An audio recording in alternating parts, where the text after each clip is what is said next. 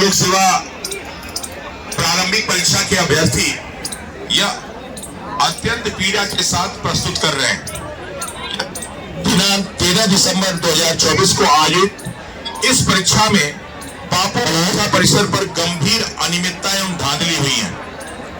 इससे न केवल परीक्षा की शुचिता को प्रभावित किया है, बल्कि आपके एवं उच्च न्यायालय के आदेशों का भी उल्लंघन है, बल्कि और साथ ही साथ लाखों योग्य अभ्यर्थियों के भविष्य पर प्रश्न चिन्ह लगा है।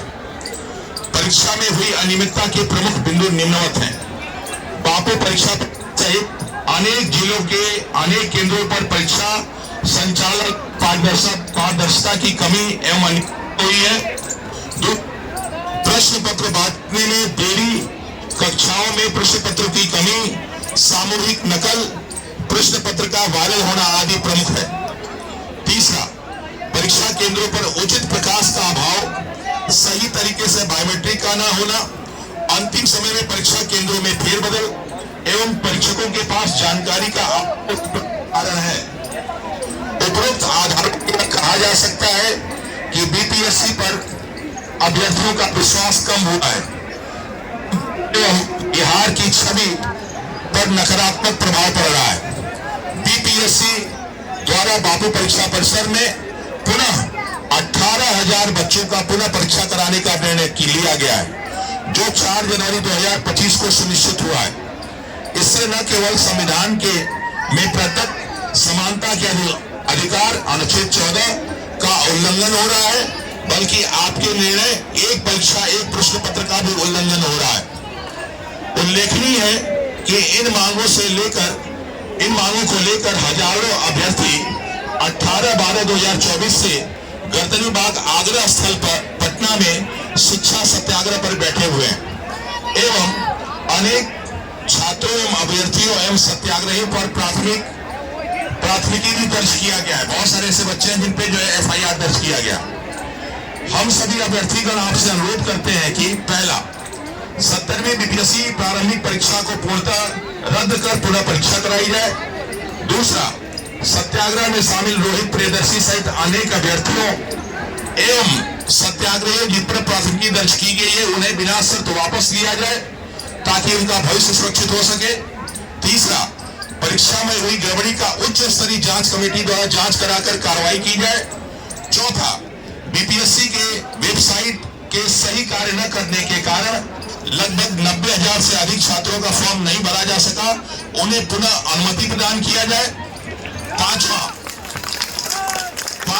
परीक्षा संचालन हेतु पूर्व निर्धारित SOP एवं माननीय उच्च न्यायालय एवं आपके आदेशों का पूर्णतः पालन हो, क्योंकि उच्च न्यायालय ने 3 दिसंबर को एक डायरेक्शन जारी किया था कि सभी बच्चों के OMR सीट पे उनकी फोटो होगी और साथ ही साथ कार्बन कॉपी भी उनको दिया जाएगा।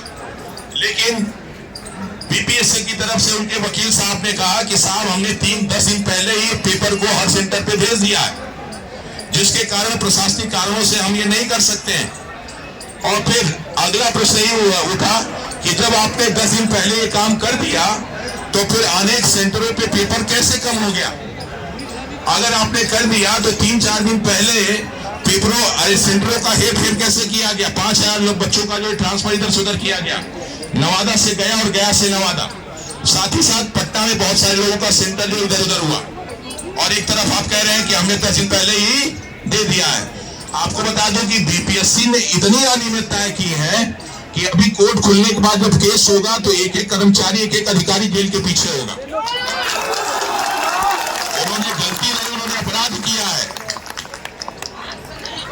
और ये बहुत दिन से चल रहा है। सब का सब खुलेगा भेद और जो लोग उसमें संलिप्त हैं, चाहे कोई टीचर्स इन्वॉल्व हो, चाहे कोई अधिकारी इन्वॉल्व हो, चाहे कोई नेता इन्वॉल्व हो, चाहे शिक्षा माफिया, सभी के खिलाफ कठोर कार्रवाई होनी चाहिए।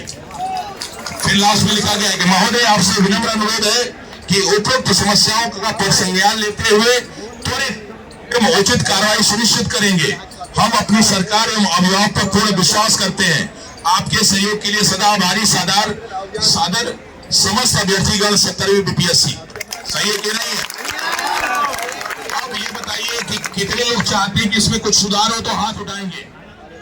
अच्छा, वेरी गुड। एक एक आदमी बताएगा। बोलो बाबू, बोलो बोलो बोलो, सुनाई देगा। हाँ, अच्छा, ओके। आपने बोला कि प्रश्न पत्र के स्तर को, ये है मुद्दा।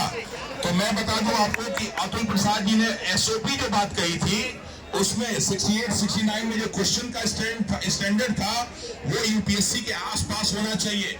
That is the part of SOP. इसीलिए हम कह रहे हैं कि वो लागू होना चाहिए। दूसरी चीज, एडमिट कार्ड समय पे लागू जारी होना चाहिए। बच्चों का सेंटर 100 किलोमीटर के रेंज में देना चाहिए। लड़कियों का सेंटर प्रमंडल में, ये सारे के सारे this is a part of SOP. तो जो आपके छोटे छोटे इश्यूज हैं वही मैं कह रहा हूं, this is a part of SOP. अब इसके अलावा जो और मुद्दा है, हाथ उठाइए। हाँ बोलो बाबू।